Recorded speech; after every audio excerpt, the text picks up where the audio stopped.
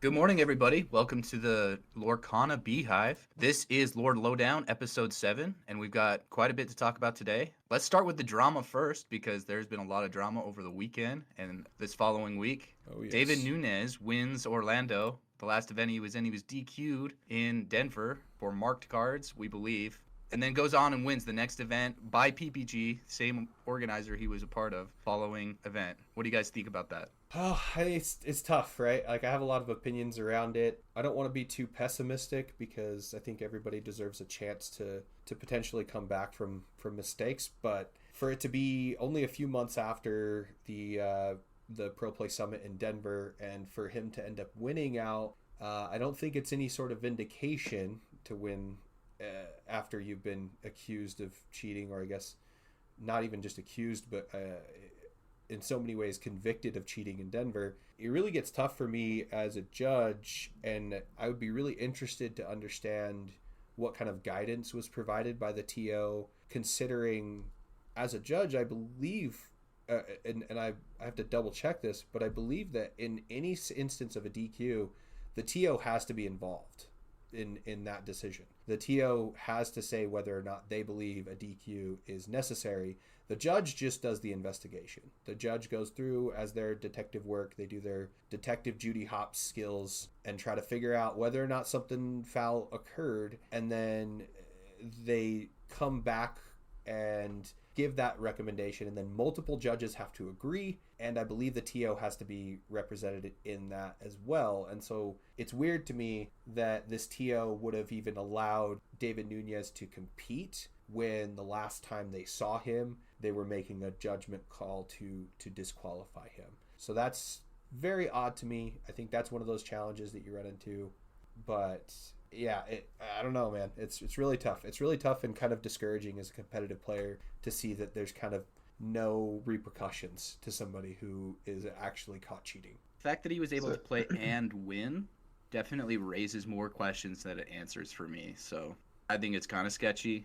I don't like that he's just winning the next thing he's in right after getting DQ'd for cheating. So Yeah. I mean, it's not to say that there weren't repercussions. He was DQ'd from Denver, so there are repercussions for cheating, and I think that that was handled appropriately. But I mean, I don't know. Like, does one DQ mean that you can no longer attend any competitive event moving forward, or is there a statute of limitations on how long you need to wait? Like, that's a big discussion, honestly. typically you're like banned for an amount of time, right? For Right. like a couple years or a year. But it is interesting, and I think it's worth pointing out that PPG DQ'd them, and then PPG allowed him to play in the next one, right? This Right. is the next Hmm. event he was at, and it was say it was PPG. So PPG could have made the decision that, hey, we don't trust you. You got DQ'd for cheating. You were very high in the tournament. It means you cheated a lot. So you can't play in this one. That was something that nobody would be surprised if happened. But the fact that he plays and wins is, I think it raises some hairs on some people. You don't feel comfortable in that position. Yeah, I mean, I think for me, I kind of made this joke a little bit after Denver, but I said, hey, if you're ever sat across the table from David Nunez, just call for a deck check. You can call for a deck check if you believe your opponent has marked Hmm. cards. It's allowed.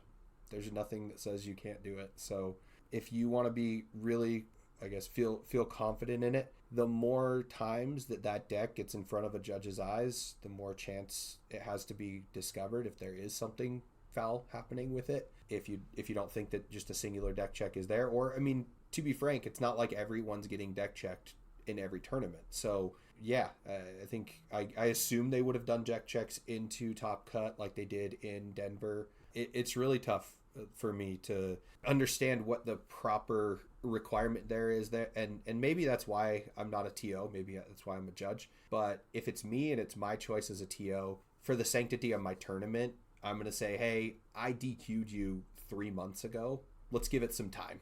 let's let's Yeah, uh a let's breather, a let's have a breather. bit of a honeymoon period here and kind of get back to what we should be doing, which is just playing cards. It really gets tough when you have that response. The other thing that I think is really important is that David Nunez never actually addressed it. It was just this so like, I think he let out a Twitter message saying that I don't know. Actually, I don't even know if he put out a Twitter message. But back in the time of this occurring, we had TFM came out and said, hey, we've decided to part ways with David Nunez. And to me, that was almost damning to say, we believe he cheated. And so we're going to part ways from him from our team, right? Like, I don't think the Tigers are going to part ways with Sam Fletcher unless they're like, yo, you did something wrong. And, you know, it's not going to be a scenario where, oh, we just decided out of nowhere to part ways. Like, no, you got DQ'd and then all of a sudden you're parting ways from your team that you've been with for years. That was really odd. And then there was supposed to be a live on Twitter, and they canceled that. And they were going to go through the whole thing back to front.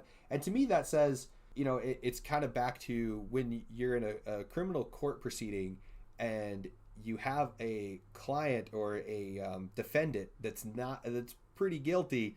You don't put them on the stand so that they can get cross-examined by the prosecution. It's just not worth it, right? There's just not any reason. And so it kind of like all these different factors add up to me saying, yes, he cheated at Denver. The question then becomes, okay, did he reform in 3 months? Well, it has sparked some, you know, other controversies on Twitter, all the socials. We don't really have to get into all that negative stuff, but it is worth noting, if you suspect your opponent of cheating, there's a few ways you can get around it. Especially in this game, there's only so many things you can do to cheat. Like David Nunez, the suspected was marked cards. It's just how he's using those marked cards. When I'm in a big tournament and my opponent's doing something weird, I just keep asking the same 3 questions each turn and just kind of making a mental note. It's how many cards do they have in the inkwell? How many cards do they have in hand? You know, what can change? What's on the board that can change those values? And if any of those values don't make sense, then you know you're in suspicion territory. And the more you ask, the better it becomes, because your opponent's going to be like, oh, he's asking that question multiple times. Like, I can't cheat against this person manipulating my inkwell, manipulating my hand, manipulating my discard, because he'll catch it if he asks every turn. And along with that, if your opponent starts to get really like confused and mad about why you keep asking, only ask more. Just ask every turn. The fact that they're getting upset isn't a good sign. They're trying to pressure you not to do that, and that's worse than actually doing it. It's a completely legal thing to ask, and if you have issues, as we said multiple weeks in a row, just call a judge. I guess they're called lore guides now, huh? Yeah. But call your new judge. term is lore guide, okay? I am lore guide Justin now. I'm not We're lore guide Justin. But call a judge. There is some questions about that, too, because if it's a he said, she said, you know, the judge... It gets weird. I know that... at least for me, you know, calling a judge is kind of sketchy because you don't think there's going to be a punishment. But if there is suspicion, try to give the best case you can. They'll, at very least, watch that opponent going forward. They will definitely keep that in mind for the next round. And that's why we have our judging community and judging staff. So thank you. Of course. Yeah, it's a thankless job sometimes, but you guys definitely don't make it feel that way. But yeah, I think the other thing that's important to note is that, as you mentioned, Sam, the things like your lore total, your hand size, your inkwell, your discard, that's all public information for a reason. There's a reason behind that when the game designers put this into play, and I believe it's partially for this reason, right? It's to be able to clarify those types of things for the player in the moment. Knowing what's in the discard, obviously you can base your strategy around that if you understand what somebody's deck archetype is. But in addition to that, you can look through their discard and see, oh, well, you discarded this card earlier in the game, but it's not here in your discard. What's going on here? How did that get from your discard to your hand? Or, there's been scenarios where you don't always have to be like abrasive with the question. The way I kind of do it is I'm like, dang, you got 6 cards in hand? Like, how did that happen? And I'm like, it's one of those moments where you kind of create some fun back and forth banter with it. But normally, if your opponent is on the up and up, they're going to start offering reasons why their hand is at 6 cards, right? Like, and if you just lose track, that happens. If the lore total isn't correct, right? Oh, I must have missed where you quested, right? Like, what happened there? Because that was something that we saw where lore total discrepancies is another easy way to possibly cheat and be like, oh, I gained an extra lore when in reality I shouldn't have, or I gained 2 extra lores. And people have done that. It's pretty common. Yeah, and that's where writing lore down is really important, because for me it sucks because I sometimes forget. Like, I was famous to forget Basil questing for all of last set, because somebody would quest with Basil. Basil, there's Dumbo. Dumbo can be really easy to just miss. Yep. It's harder to miss for you, but your opponent can miss it quite often, and they're just letting you do your turn. You're not used to your opponent. Like, I don't know. Yeah. But it's super good tactic to keep track of all of these things, and the more you can do it, the better off you'll be in a suspected cheating incidents. Absolutely. One thing I wanted to bring up for especially in Inkwell, things like Blurple, things like Blue Steel, or ramp decks in general, where they amass a lot of ink, it's really common to just stop worrying about how much ink there is as an opponent, right? So if you get above 10, you kind of just assume your opponent has ink for everything. But you should always be wary, because a couple of these, clips that have going around, it's like somebody manipulating their Inkwell, and if you counted an Inkwell the turn prior, and now all of a sudden they have less ink, that went somewhere. Where did it go? Yeah, I think going down is a number, like a thing Way that none more of us suspicious. think of, right? Like we're like, Right. oh well, somebody's going to just game it and add extra ink to their inkwell so they can play more cards. Like, but no, actually pulling something out of your inkwell, and I think that was what you were alluding to when it comes to kind of the marked cards scenario and how marked cards could come into that play. Mm-hmm. Where that marked card's in your inkwell, and it's just a matter of getting that marked card into your hand from your inkwell, which there's like a couple ways to mark a card, right? There's a mark card where you can cut to it every time. Mm-hmm. There's a mark card to you're going to draw it next. But in a game with like Lorcana, you don't have like a separate like mana pool, as it were. Like the mana is not a separate deck. So if you've been playing Riftbound at all, like mana is on the side, right? So in Lorcana, you get to put a card from your hand into your inkwell, and that means that if it's marked, you'll always be able to track it. So if there's inkwell shenanigans going on, you would know exactly which card you could bring back to your hand, and that's kind of where the suspicion with marked cards gets more scrutiny in this game. Is there's more than one ways to utilize the mark. Right, and there's very, very few cards in the game right now that put cards from your inkwell to your hand. Very few. Yeah. So yeah, and they cost a lot. Like shout out Mufasa. Yeah. Yeah. Shout out Mufasa. Shout out Ink Geyser. Yeah. Yeah, I think it's to that point, right? There's only there's certain methods of cheating that I think are pretty standard, right? One of the methods of cheating is obviously stacking your deck, right? So while you're shuffling, kind of take a quick glance at your opponent. You shouldn't be looking at your deck anyways. While you're shuffling, watch your opponent.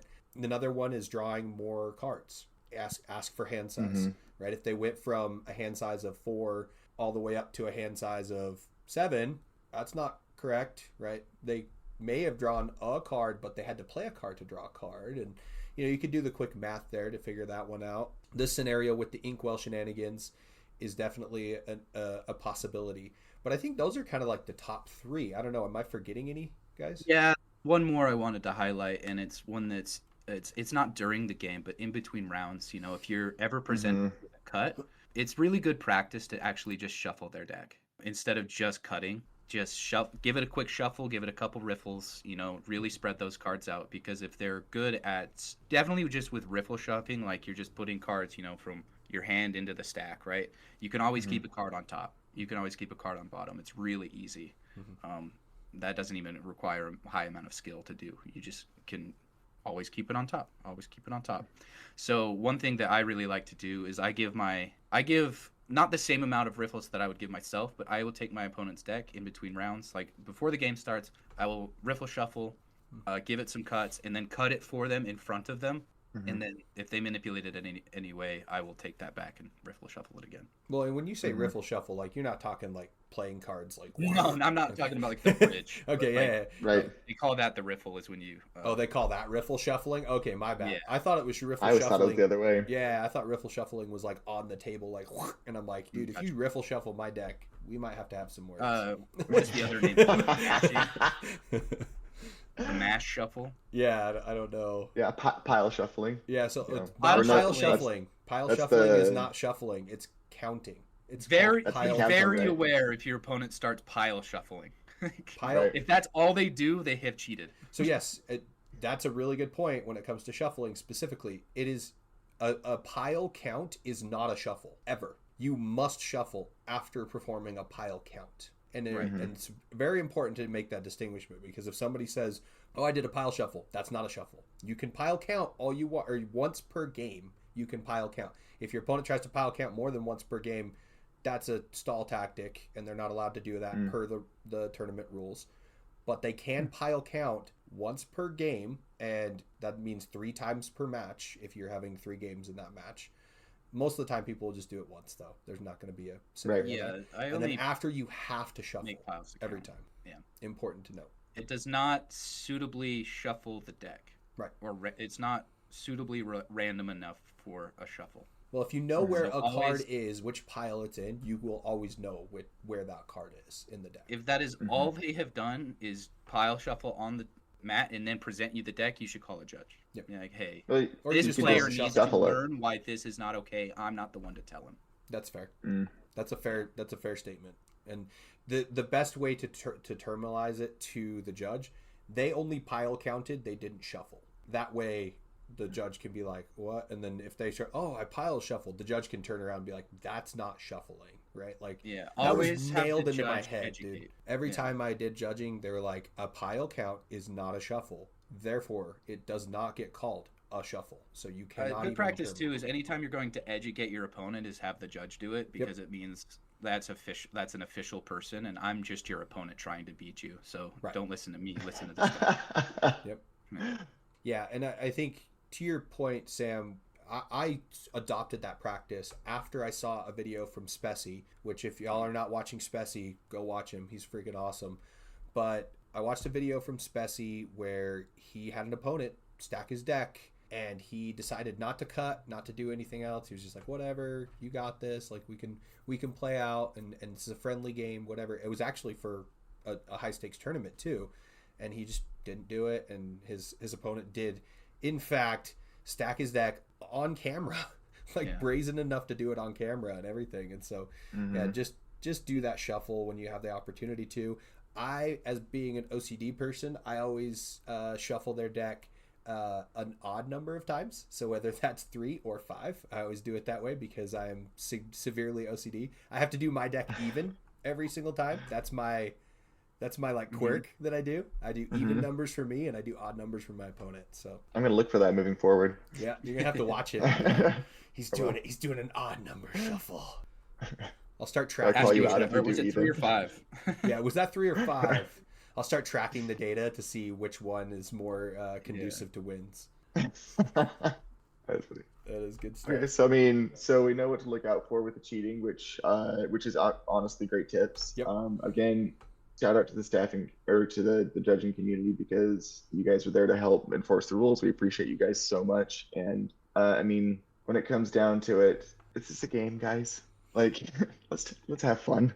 Yeah. Treat your opponents with respect. It's unfortunate we even have to have this conversation, right? Like, you never want to be like, I don't want, like, why do I have to think about my opponent cheating all the time? That just sucks. Right. But it's very helpful to look out for. I have enough to think about with my own. You can definitely vibe check your opponent too. Some people are maliciously nice, and some people are maliciously angry. So be careful. Yep.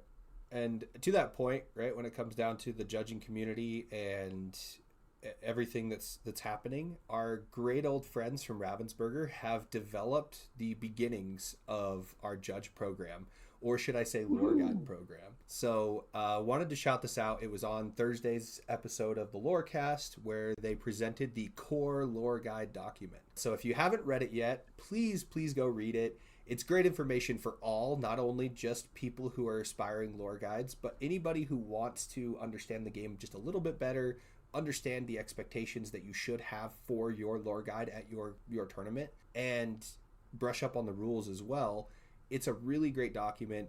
It is really important to note right now that this lore guide document is meant for entry-level tournaments only.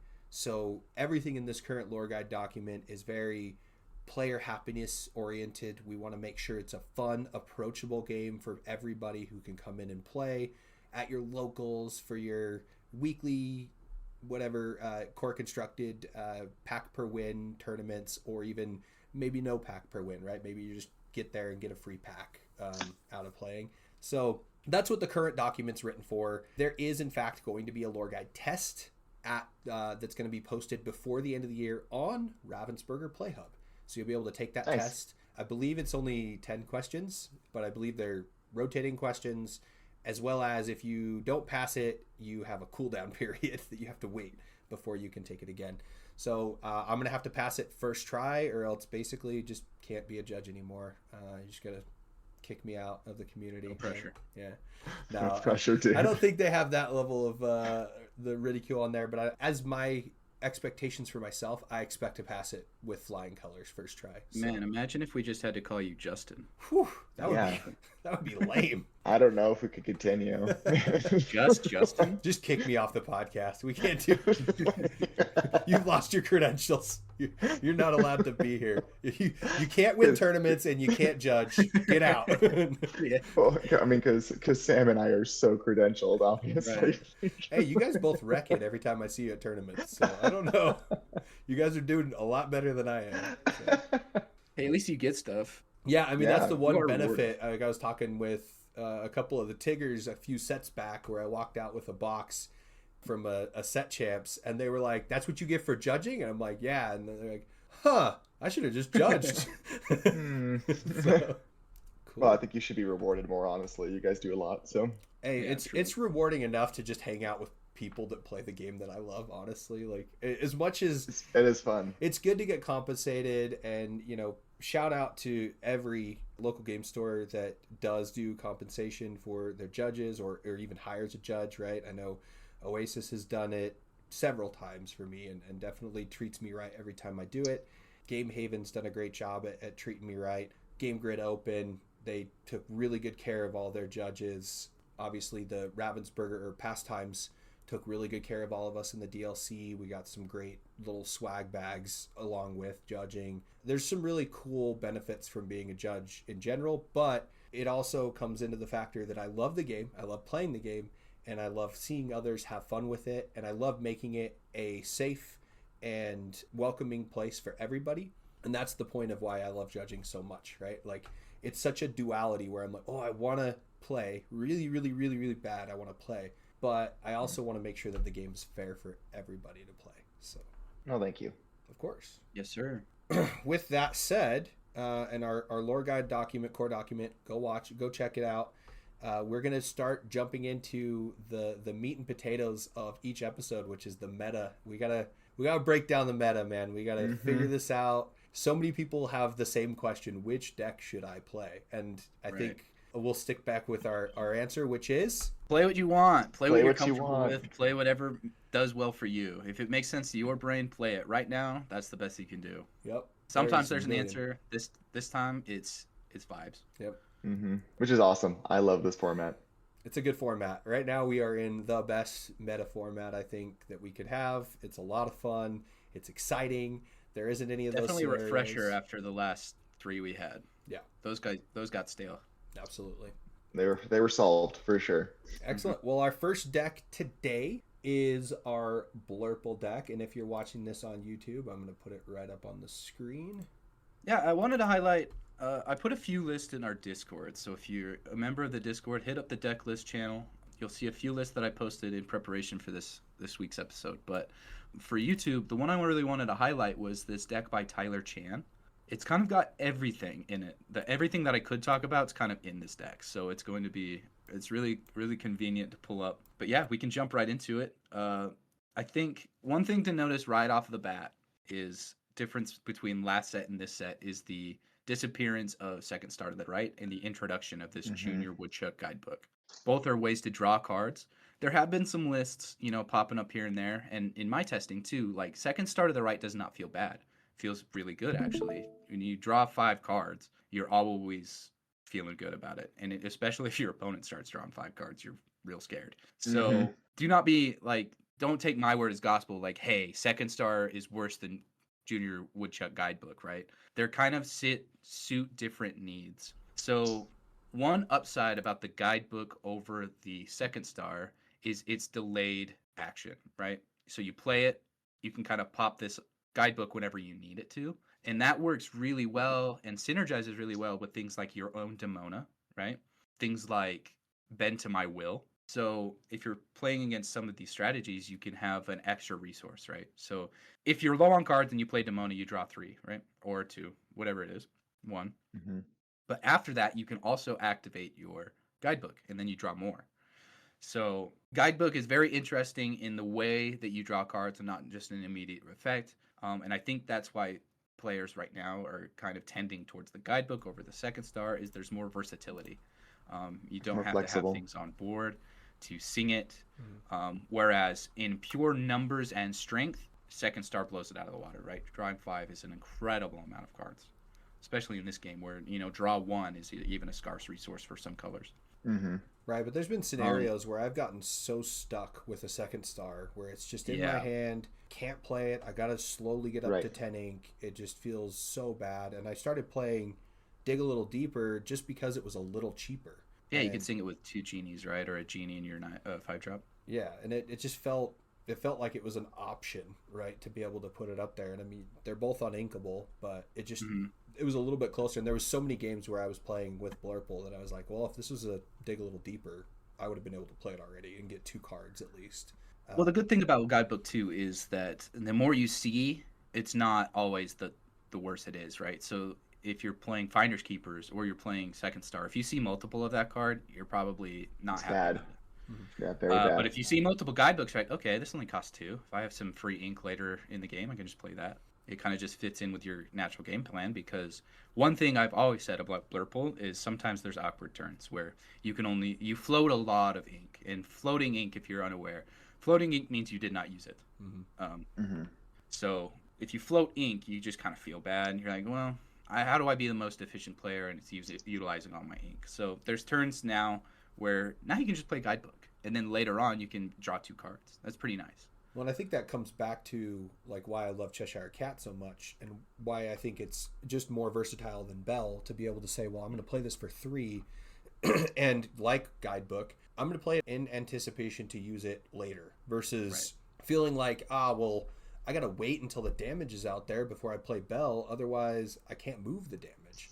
With Cheshire Cat, you just pop it down. And same with guidebook, like in comparison to like a Finders Keepers, where you have to pay 5 to be able to play Finders Keepers, you just drop a guidebook for 2 if you have the available ink, and then pop it next turn. Or if you're like, well, whatever, I'm going to play it for 2 and then pop it for 1 and just pay 3 ink to get 2 cards, that's fine too. I think there's a lot of versatility in it, which really helps that Blurple player to not float that ink, like you said, Sam. I mean, I think this card is really good, and it makes when this card was revealed, I was like, well, they finally got friends on the other side, right? It's 3 ink, and you get to draw 2 cards, but then it gave it the additional flexibility of being able to use it whenever you want. Yeah. But they also gave it the added risk of it being an item, and as more and more items are played, more and more item hate is going to be popping up. So it does have that inherent weakness of being an item, and have that if it stays on the board, then it has a chance of it being banished, and then all of a sudden you're out 2 ink, which as it stands right now in our current meta isn't a huge threat, but it is always in the background. Some purple steels are opting to play the Benja for the Chromacon, the Emerald Chromacon. It's not very popular. I mean, there's still ways around that deck as purple steel, so it's not a popular choice, but it's in the meta still, like cards like Find and Platinum do exist. So I don't think people will run a ton of hate for just guidebook. But you got the special deck, the burn deck, that's heavily item dependent. It runs that Inkcaster. You have dogs that's item dependent. You have this deck that is not item dependent, but the more you lean into the item, you basically open yourself up for that scenario. I think in those situations, like if your opponent plays a Benja on your guidebook, you're probably okay with that. Benja's not a very high priority card. It's kind of sitting there with a weak body and only quest for 2. So if they do that, it feels like almost like a tempo loss for them. It's like a trap card. Much better. Yeah, basically. I feel much better as the Blurple player if my opponent just started playing Benja for no reason. Yeah, I guess the one concern, the one way that I'd feel good about popping that is if I was using it with a Clarabelle. I guess Clarabelle's a little expensive to pop an item, but at least you can shift it later. It's usable. Yeah. No, it's definitely not bad. I think Clarabelle's a better scenario for item removal at this point. There are many cards that you could run. I think the blue steel list could run Pluto. I don't think Pluto's a good addition into literally any other list besides a blue steel, just because he's too expensive. I ran during Infinity, I ran the Archimedes that when you play him, you can pop an item and draw a card. That was a really fun synergy, honestly. and it lended well to my deck that had a million uninkables in it and also ran 72 cards. So it was Nice. it was worth it for me. But also, to your point with Benja, Archimedes came down. It was a quest for 2/2 body. So it wasn't even. Yeah. It was like, all right, well, I really did technically lose tempo on that, and I just drew a card, which really didn't benefit me much.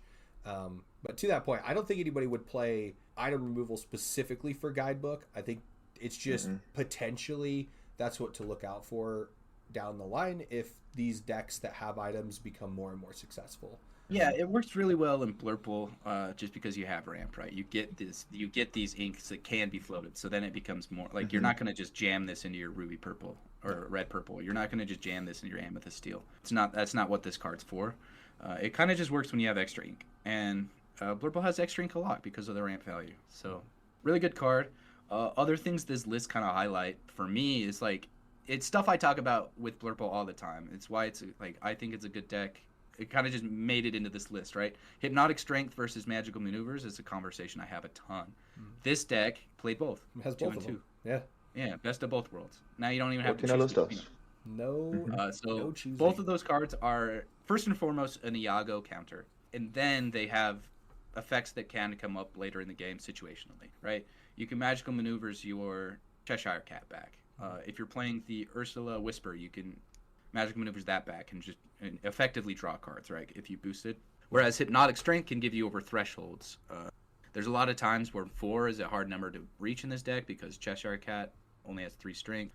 Dumbo only has 3 strength. Elsa only has 2 strength. So Hypnotic Strength can come up where you're trying to get rid of a high willpower character. But as many situations as you can think of for Hypnotic Strength, you can think of for Magical Maneuvers. So I was always like, well, my gut says that Hypnotic Strength is probably better over 9 rounds than Magical Maneuvers, but there's going to be definitely some use cases and people that'll say, no, I feel the opposite. Like, I was always using my Magical Maneuvers. Both kind of effectively draw you a card, depending on when you use them. Magical Maneuvers is kind of a tempo lost, kind of not. I don't know. It's a very interesting conversation to have, but playing both, you just kind of don't even have to think about it.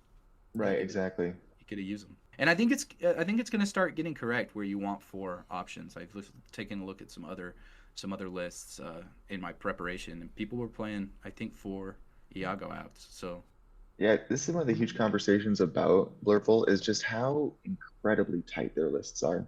right. Like it's like you're literally fighting for like, where do I put 2 cards? How do I fit these 2 cards in here? And it's a big discussion because they have such a big core of ramp and removal that it makes it very difficult when you're taking the context of the meta into the discussion. Like, what do you put in to counter what's going on out there when you have such limited space? There's so many tech options, right? Like Ursula's Whisper is a tech option. Hypnotic Strength is a tech option. And Magical Maneuvers is a tech option. Monstro is a tech option. The Hades, the 5-drop Hades, some people are opting not to play that even. You know, so there's so many cards in this list that could be played. It's always just thinking about the counts. And we've talked about it before, the difference between Cheshire Cat and Bell, right? This list also plays 2 and 2 of that, so you have both. I've always said that, you know, there's some points where Bell is superior. Right. There's some points where Cheshire Cat is superior. All depends situationally, right? And if your opponent has things that have 3 health, like an Yzma, you want the Bell. Bell's going to be great because you can have your Cheshire Cat go over the, Black Heron, and then Bell comes down and completely ruins their Yzma plan. So can't really do that with Cheshire Cat. It only moves 2 damage. Takes a couple turns. So there's goods and bads, right? Yep. And I think I've always said that a mix is probably appropriate. But if you play Cheshire Cat, you're not going to see me saying that was the wrong choice. You're just going to be like, well, he made a choice.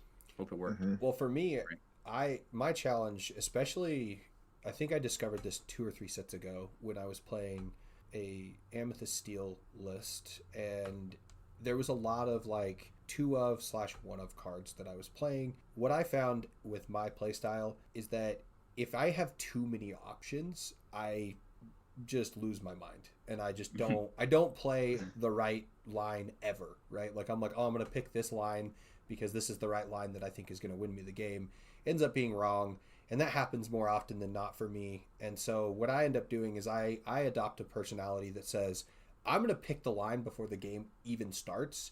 That way, during the game, that's my line, right? And so Yeah. that's my approach towards deck building personally, is that if I can do a 4 of something, I prefer that, because then I know that's the card that I'm looking for. That's the card that I'm going to play in that moment. And I saw it happen at locals when I was playing against Craig this last at Harside Games this last Monday, where I was playing an Amped Steel list that had 0 bells and had all Cheshire Cats, and he was playing an Amped Steel list that had a mix. It had both Cheshire Cat and Bell, and he showed me exactly the moment where the Bell was way more superior because it moved 3 damage and removed my Dumbo that turn. And so, that was the scenario where it happened. But like I said, I have adopted a mentality that says I don't care that maybe there's a superior card to play. I would rather just simplify my decisions, because in the end of the day, I've said it once, I'll say it a million times, I'm just a cran-eating Marine, man. I just have to know what I'm going to do and just get it done, right? Well, that's the interesting thing about deck building in general too. Is like Mm-hmm. a lot of the times I kind of favor those like more consistent. You just play 4 ofs, right? You don't even make a choice. But now, like especially now, the game is kind of you play a lot of different cards in your decks now. Yeah. Well, I think this particular deck lends itself to being more toolboxy because it has the ability to draw so many cards. If you're playing a deck that doesn't have card draw power, then you absolutely must be relying more on that consistency, having the 4 ofs, getting your line in there. But with a deck like this that is a slow burn, it is a long game, and draws so many cards, it definitely benefits from having as many tools as possible. Well, do you think that that's just a purple statement in general, like an amethyst statement in general, right? Because you can draw cards like crazy with amethyst. We talk about this left and right, where amethyst is the chosen color, the card draw color, right? Like, is it just saying like, hey, amethyst is now able to be toolboxy? Because we've seen it with the amethyst steel lists already last set. We've seen it now with the Blurple lists here, and everybody's getting more toolboxy with these purple lists. So is it the same way with like Amethyst Emerald? Is it the same way with the Amethyst Amber, where we can actually hit the Monstro combo now? Because we're creating this environment where without certain cards, you can really just go crazy with some draw and find the solutions or find your line that you're trying to go for in that particular moment. I think Kevin's correct where because these decks can draw so many cards, that's why you see the toolboxes. So you're probably, if you see a tech like 1 of or 2 of, it could only be one spot in those decks like dogs, where it's like, I have to do my line every game, or it's really scary. Like I have to curve and I have to like hit these specific combos. So if you throw in like 2 Under the Sea, that's your only tech spot, right? That's the only thing you can do. Or, you play your 4 Circle of Life, right? That is your game plan. That's all you can do. Whereas Amethyst, I'm like, I can draw 15 cards over the course of one game, right? Probably between all of my options. Yeah. That's a lot of cards. Now you're seeing that is a huge percent more of your deck that you get to see. So now tech flex spots makes sense. That was a mouthful to say, tech flex spots. Yeah, it is. Yeah, 10 times fast. Yeah, there is so much to talk about with Blurple too. Lines, like what you want the middle game to look like, the difference between, we've seen the rise of this Ursula Whisper, right? It kind of is Blurple's first, game closer. Yeah. Blurple in the past, you control the board super well, and then you just kind of win off of that momentum. Now we actually have lines where it's like, I ramp into a genie and play an Ursula Whisper, and now you have to deal with 2 evasives that are very, very scary, right? And the more turns you don't deal with them, the higher in lore you have to like dig yourself out of. Well, so Ursula has to go down the turn she's played, otherwise that's a lot, right? Like 3 lore, it's crazy to think how big of a difference 3 over 2 lore is. But and the other thing that you run into is if you don't deal with her right away, it almost feels kind of like how locations were before most of the good ones got rotated out, where you would be like, oh, it's just going to gain 2 lore, like it's fine, I can deal with it later. Guess what? Later you have other stuff to deal with too, right? Like now it's you're not dealing with Hades. That's like and Monstro. You have to deal with there's always something to deal with in this deck, and I think that's where its power is coming from right now. Is it comes at you way faster than you expect. Like I know ramp is fast in general, right? You get to play your bombs, but this deck for some reason feels like, how did that just happen? They had nothing and now they have everything. That's crazy. Right. Another fun thing about that Ursula Vanessa is that it hits the thresholds that this deck struggles to get to. It's a 4/5. Yep. It has that 4 strength. You can boost it to 6 and start taking some real big stuff out like Hades and then surviving, which is incredible. It's a real good card. Boosting for 1 is also a huge deal Oh, yeah. about the card. I think if it boosted for 2, you'd probably see less play, actually. Absolutely. The boosting for 1 isn't hugely important. It allows you When to do things like the following turn you can Elsa and then take out an evasive, stuff like that. Like, it just has a lot of versatility for how the games play out in like real time. Yeah. And in my testing, it was kind of, you made a choice between 5 drops, right? I was under the assumption, like, if I'm going to play Ursula Whisper, I can't play as many Hades. And I think that's an incorrect take going forward. Is I think Hades is I've said this every week, but Hades is so good. That card is, like, unfair. And this card, there's no winning as an opponent. Like, no matter what choice you pick, your opponent's just up. Well, I think he's good when you're in a position of power. I think it's really tough to play him down when, like, your opponent has the board and you're like, here, I'm going to play this Hades. And they're like, okay, good, draw 2 cards. There's been scenarios where I played a Hades and I'm like picking between characters and my opponent's like, it doesn't matter which character you pick. You're going to draw 2 cards. Right. Like they're like, I don't want to lose any of my characters on the board. Right. And so. But also sometimes, like, Hades will come down, you expect to draw 2, and then your opponent just puts their card on the bottom of the deck. And then you're even more confused. You're like, wait. Their hand is nuts if they just chose that, right? Yeah. So it's like some of the mind games. But I think Hades in a deck like Blurple is far too, I guess in every deck, I think, but is far too important as a tool to keep in your deck than remove. So I think more and more players are kind of realizing that and starting to leave Hades in.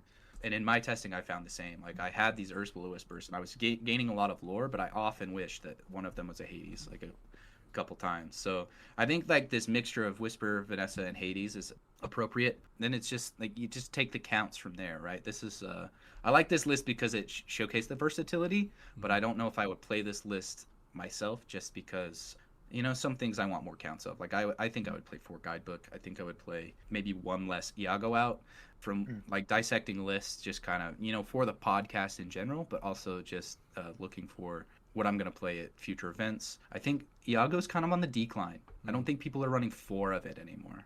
You see it more in like 2s and 3s right now. And if you're only going to see 2 or 3, I don't think I want 4 Iago outs in my deck. So I might take one of those out, maybe put in another Ursula Whisper or something like that. Yeah, that was my next question. Does Ursula Whisper almost replace that need for a big body evasive that can clear something when, yes, you play her a turn later, but you can't lose her to a hypnotic strength and more magical maneuvers or whatever. And then the next turn you're going to be challenging with her anyways. Same with you would do with Iago. Yes, it's a little bit later on the curve, but then after you've cleared whatever evasive threat that was, now you're questing for 3 instead of with Iago, you were questing for 1. And he was like this. He was this character that maybe he was going to stick around. They just were one answer away from making him vanish. Not to be too punny with the term there, obviously. Well, I think Ursula Whisper is kind of good into everything, right? It's really good into Purple Steel because they have to treat it 2 ways, right? It's a closer and it's a card they have to deal with, and it's hard to deal with, right? They can't just play a Hypnotic Strength and kill it like they can with an Iago. Now it's like I have to get all of my evasives to run into this character, or I have to have enough on the board to strength it, right? And those are 2 very tall asks sometimes in a matchup that's so... Like, Purple Steel can't really utilize strength when they are constantly trading board, and this is one of those matchups where I don't think you'll ever see Purple Steel get, like, 6 or 7 characters on board. Like, that's just kind of a lot for this matchup. That would mean they just dump their hand, play dock, dump their hand, play dock, right? That's pretty lucky. So you're more thinking, like, they'll have 3 or 4 characters, I'll have 2 or 3 characters, and the second I play, like, an Ursula Whisper, now they're like, oh, I have to deal with that card, and it's awkward. Well, so we've talked about the deck. So it obviously is favored in the Amsteel matchup, in my opinion, significantly. Like I've told you guys time and time again, I have PTSD from Denver. Every time I got last set it was crazy favored. Like it was probably like an 80% win rate against Amethyst Steel. Like it was not losing that matchup unless some very, very specific scenarios happen, and they did not happen very often. Yeah. Like, this deck was crazy good into Amsteel. Nowadays, I think it's more 50-50. I would say maybe Blurple has I don't know. It kind of flips based off deck choices. Like it's either 55-45 or 55-45 the other way. I don't think it's as superior, and I think it's kind of one of Blurple's still like challenging matchups. Is like, oh, that's just a thinker. Like I just have to outplay my opponent a bunch of times, which is kind of it can be very good, right? If you can consistently do that, but if you make one mistake, then you're just like, oh well, that's not good. Yeah, I think it's got that piece with Am Steel. It obviously can struggle if your board gets wiped against blue green or emerald sapphire. It can definitely struggle there. It can struggle with the aggro-y decks, Right. but it does have a lot of answers to stabilize at like your opponent's at 16 lore, and then from there you're playing a Hades, you're playing Elsa, you're playing another Hades, you're playing the other Hades, right? Like Blurple's strength forever, right? Is as soon as they stabilize, you're very much in danger because they have more powerful cards consistently. Right, and they're just going to keep dropping them turn after turn after turn, and then you're trying to eke out that 1-2 lore, but then they're questing for a ton because every time they drop one of these big characters, it quests for 2, or in Ursula's case, it quests for 3. So I think it can definitely struggle against any aggro decks on the draw. But the thing that I keep telling people about Blurple is it is by far the best deck to be able to win on the draw, which is one of those things that I think if you're like me and you get frustrated with potentially losing a dice roll, maybe that's your strategy is like, hey, I just don't want to be frustrated about the dice roll. I just want to play a deck that is still going to be able to potentially pull it out on the draw. I think green matchups are kind of hard. Both blue, green, and dogs specifically are a lot more challenging than other matchups, right? Blue, green, once it wipes your board, you better have like some pretty good answers, and you don't really race them that fast. Your early game's kind of lore scarce, right? Yeah. Unless you play you get all your 1-drops and you play Tipo, like you're not gaining a ton. The games where you do that though, or you have like you play Rafiki, you play Tipo, and then you play Genie, and then you play Ursula, those games you probably win, right? That's a lot of lore very quickly. It's a powerful line. Whereas, if you play your more like general game plan where you just kind of draw cards and you're not contesting lore all that much, I think you lose more games than you win. Just because it's really hard to close out those games. Like if you just have if you go no 1-drop into Sail into Iago, like you gained no lore. That's hard. As soon as they out your board, you're going to be trying to crawl your way back. So absolutely, I think Ursula Whisper is helping with this a little bit, but not in a way that's like pushes the matchup into favorable territory. And so that was actually one of the questions I had was regarding Iago, because we were talking about how it's kind of on the out, but isn't Iago one of those good tools that this deck has against the aggro players? Because you're getting Iago out a turn earlier. It's definitely favored over Genie against an aggro mat. Absolutely. Like, I don't know if it can really... I mean, Vanessa's great, don't get me wrong. She has the power, she has the evasive, she has the lore burst, but I think Iago has to stay from just because aggro exists. Absolutely. Yeah, you're completely right. Like that's like in this list, that's the reason you see 3 of them is to help with the dogs matchup, because against dogs you just need characters. Like it's all you need is characters. You also need your Into the Unknowns and you need your Hades like quickly, because those are good outs for Chromacon. Like the more times you can keep things on board, the worse Chromacon is. So it doesn't have no tools against aggro, it just has less tools than other matchups. Like if you compare this list to like Am Steel, you have way more options in Am Steel against aggro than this one, right? So that's where it's like slightly less favorable against dogs than other purple decks, but you still have some of those tools. Like Belle's very good, right? Elsa's very good. Cheshire Cat's very, very good, really good. So like you can come back. I just think on the draw, probably dogs very highly favored, probably like 65%, which is a big number. Like as soon as you get to like 60% in a win rate, like that's very high. Well, and it all comes back to what we keep talking about week over week, which is it becomes a meta call when it comes to whether or not you want to play something like this. And if you feel like you're going to see nothing but dogs all day, probably not the strategy to walk into, or it's going to be a frustrating strategy to use to play a Blurple list. So maybe kind of feel out your local meta a little bit, try to see where it's at with the aggro games. I think the other, that burn deck, this deck does nothing to. that burn deck can just do its job. Yep. And this deck Absolutely. has no answers, because realistically that burn deck doesn't need to retain characters on board to threaten you. It just needs to be able to play characters every single turn, and your card advantage, you can just forget about that, because they're playing Amethyst Chromacon, so they don't care if you have a card advantage. They're just drawing a million cards every turn and playing 2 cards, and they have their Inkcasters Best out. strategy against that deck is to race them. Yep. Right? If you don't have anything to deal with their items, their hand limit, whatever, you have to race them. And Blurple's not a good racing deck. No. Like, it has some tools. It has some lines that are pretty good, but it's not fast. Yeah. So I think it's one of those things where Blurple seems like it's in a very poor position against aggro in general. And I think to what you were saying, Kevin, is like, if that's the case, if I know that I'm just really not favored into the matchup against Blurple, do I really care about having Iago at that point? Because if that's what I'm using him for, is the aggro turn, like, back and forth, do I even care? Am I just chalking up that to a lot? Like, maybe I'm oversimplifying, because like I said, I like to oversimplify these things. I like to think about, it's very empowering to say this deck is going to probably boat race me, but I'm going to do my best, obviously, and I'm going to try to win it. And maybe they make some mistakes, or maybe their deck just bricks and I'm able to take advantage of that. But for me, I'm like, well, I'm going to probably tech my deck for the matchups that I know I can win, and in comparison to teching my deck for a matchup that's going to be hard no matter what I do to tech it, is kind of my thought process there. Well, the short answer is Iago is more useful than just that, and you should always play it. I think that card's very good right now. But to your point, some of those decisions, like if you're already it's really hard to tech anything into the burn matchup, so that's one where you're probably like, well, I just see that, I'm just going to hope for the best, right? Yeah. But against dogs, I think you should play things that are, because the matchup's not that unfavorable, where you're like, I'm just going to let them rock and then we'll see what happens. But I think you should definitely play things for dogs, but maybe not so much the burn deck.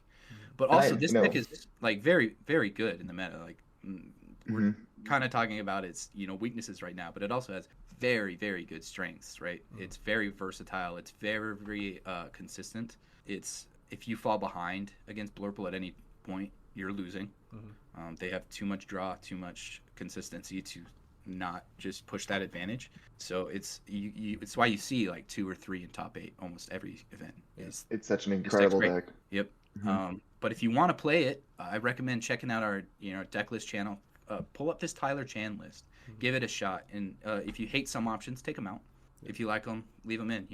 This is like, I would say this is a great skeleton of Blurple. It's got everything that you could want in a list, and that's probably why he played it. He's like, I like each of these options for different reasons. I'm just going to leave them in.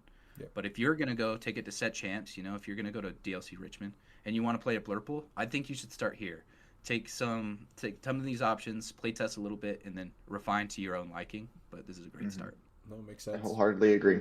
There wasn't too much to say about Tyson's list other than for Iago, he teched this They Never Come Back card. The cool thing about this is it doesn't just hit Iago. It can come back multiple vision characters at once, right? Like, if they're playing Cobra, if they're playing Palace Guard, some of these Ruby Am decks are playing that. The Palace Guard, the Am Steel definitely plays it. So if they have 2 of these Vanquish characters, right, or Vanish characters, sorry, not Vanquish, Vanish. But if they have 2, you get rid of both and then draw a card. Very good card in that scenario. I'm not sure how often it came up for this particular player, but he did well enough, Yeah. So that was pretty much the only thing that I had on that list, other than he opted not to play Hades, and I thought that was very interesting. That's what I was going to say. Yeah. I also like the baby Demona. The baby Demona makes me happy inside. Baby Demona definitely can come up. A 4/6 body that gains Challenger 2 is very big. It's insane. So big. You can deal with Hades by itself, right? So I mean, back to what we were talking about with Iago and its versatility into, say, an aggro deck. Demona greater than Iago in an aggro deck scenario because they're not playing evasives. This card can take out the Tramp in one hit. So that's nuts. That to me is like, all right, well, maybe this is a strategy that you could go in. And honestly, every time I played against that Demona, I'm like, I have no clue what to do with this card. Like, I do, like, how do I What kill it? what you do is you leave it exerted and get them to have more cards in their hand. Yeah, and they I mean can- that's it, Mhm. right? You can play around it with the gargoyle aspect, right? But even But also, then, if you just run 4 hypnotic strength, right, your Iago becomes pretty much a Demona. yeah, Or can. yeah, Right. Or your Vanessa becomes a Demona. That's right. yeah. But I was just So, saying yeah. it's wild to see something like that where I think that's a good play. And one of the things that I noticed while playing Blurple last set was you gotta have a 4-drop. You just have Mhm. to. Like you're a little bit more versatile with the Cheshire Cat in this list, but I would argue you're playing him at 5 instead of 3 in this list, because you're going to play him and then use his ability right away. So I think that would be my strategy with Cheshire Cat in this particular list. But yeah, you got to have 4-drops.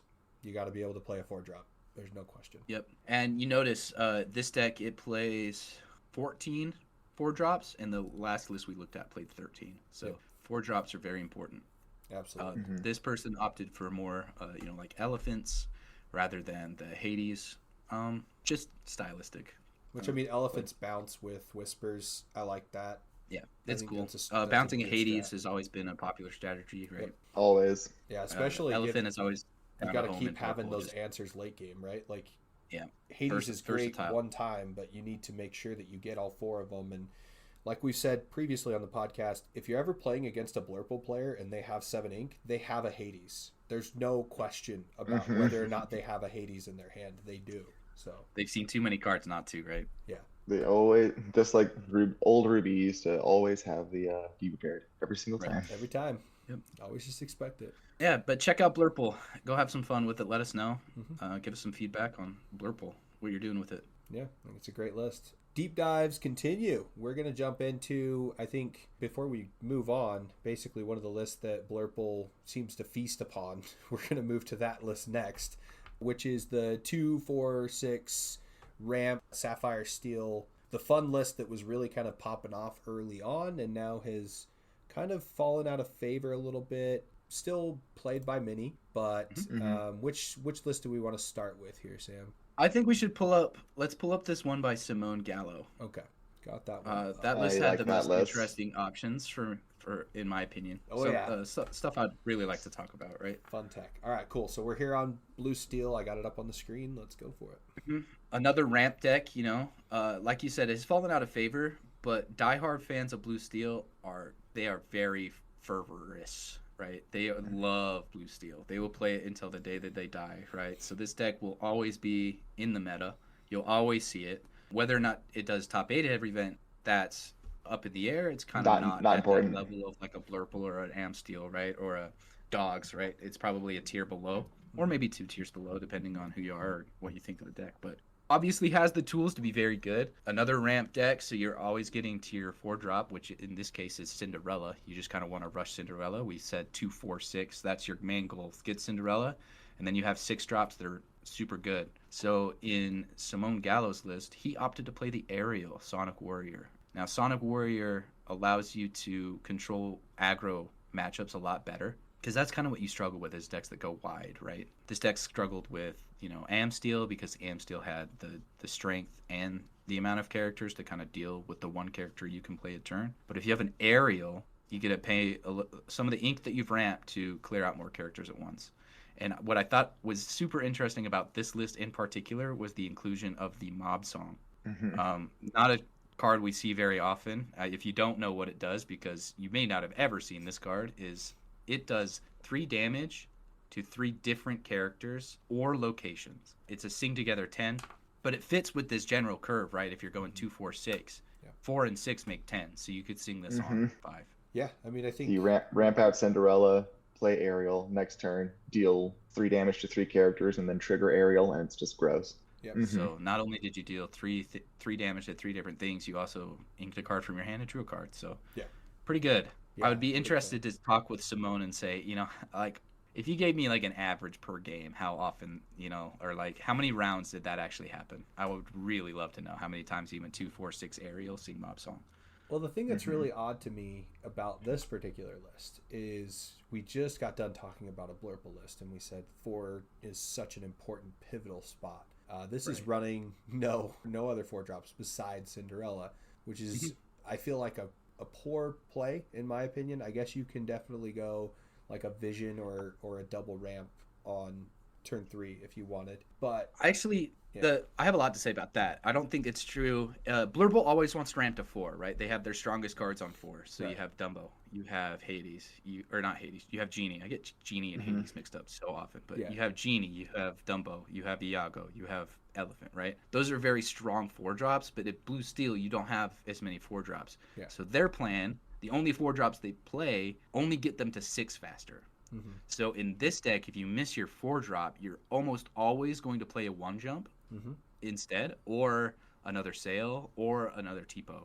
You are just trying to hit 6. Like 6 is your 4, right? Yeah. It became your new 4. Okay. So if you can get to 6 on what is that, turn 4? Yeah, that's pretty hot. Yeah, I think that makes sense then. It's just changing the strategy based on the decks, and this is another one of those moments where my own brain kind of is against me at that because it just doesn't understand the complexities of different deck types, right? So yeah, you're just rushing to Goliath trying to draw, and then you're playing the same game where you play 2 stabilize, and I think Mob Song's very interesting for that. I'd love to see it in more of these decks because you often have a lot of ink. You have a lot of ink value in characters, I should say, right? Your characters cost a lot. So if you have 2 characters, you almost always have enough to sing together 10. Oh, yeah.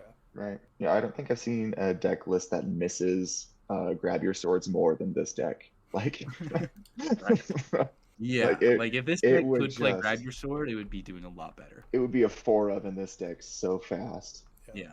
Oh my gosh. Just spread out all that damage, especially with Tinkerbell to come back around and give another damage on top of it. Like, all bad.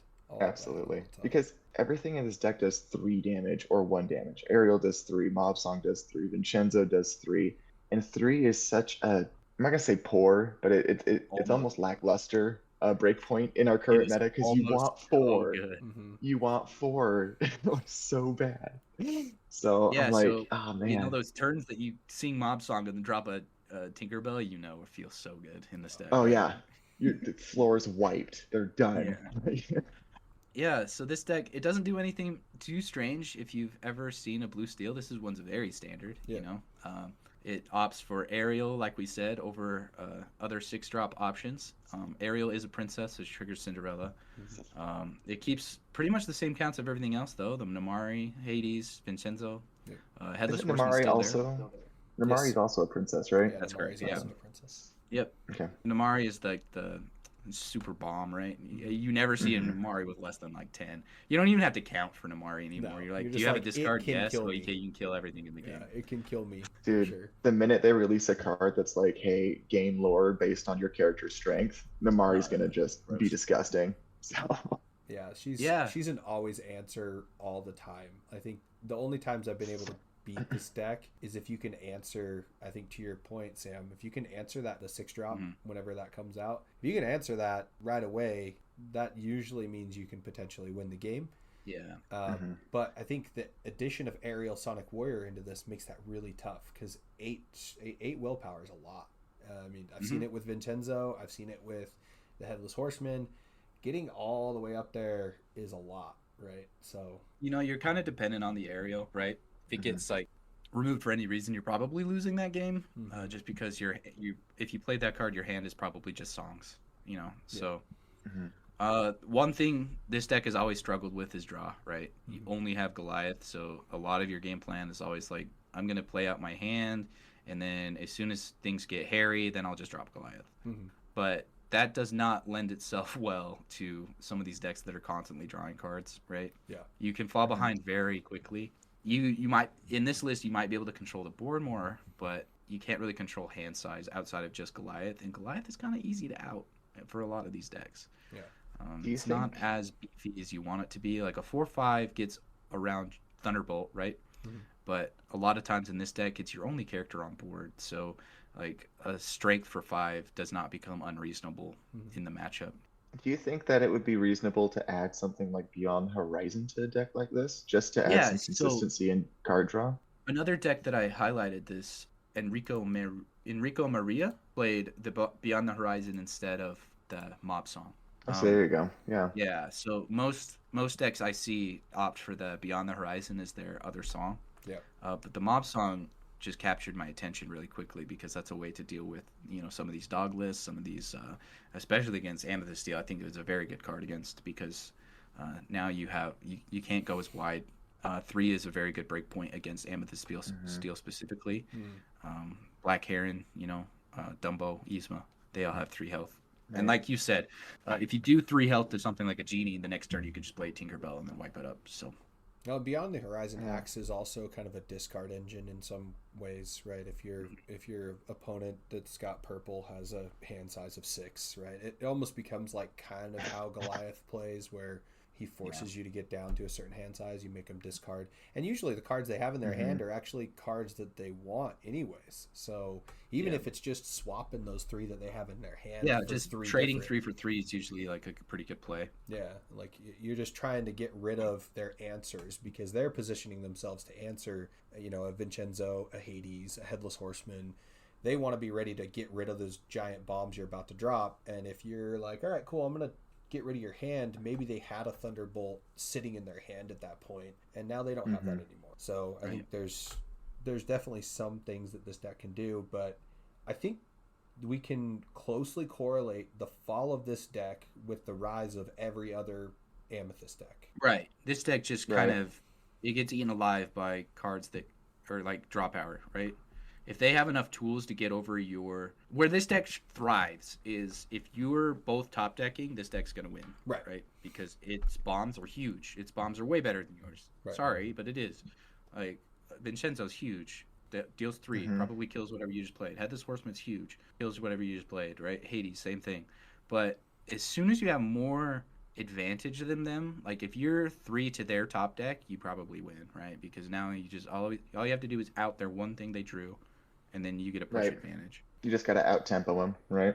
You got to make sure that... I feel like the mob song kind of lends into that a little bit better than maybe Beyond the Horizon. And that's why it kind of interested me so much, is because if you play mob song instead, now you're dealing with board instead of advantage, right? Like hand advantage. So if you push board, maybe you get to that point where now I get to play things like Goliath into my bombs again, and I get to control the game a little bit more. Well, I mean, to your point, though, I mean, isn't Beyond the Horizon help even that field? Because if they have more cards than you, you can just say, well, not anymore, right? It can, but when I played the deck, granted, this was like maybe a month or 2 ago, so like all of this Amethyst was not, like Blurple wasn't something I was seeing a lot, but very few times were you ever like discarding someone with 5 cards in hand, or like 5 to 3 isn't very... Like, sure, you get to discard the whole thing, but it wasn't very enticing to me. I was much rather wanting board presence, right? And if I played Beyond the Horizon, I kind of got rid of my board presence. Unless it was exactly a Hades singing it, it was kind of awkward. Gotcha.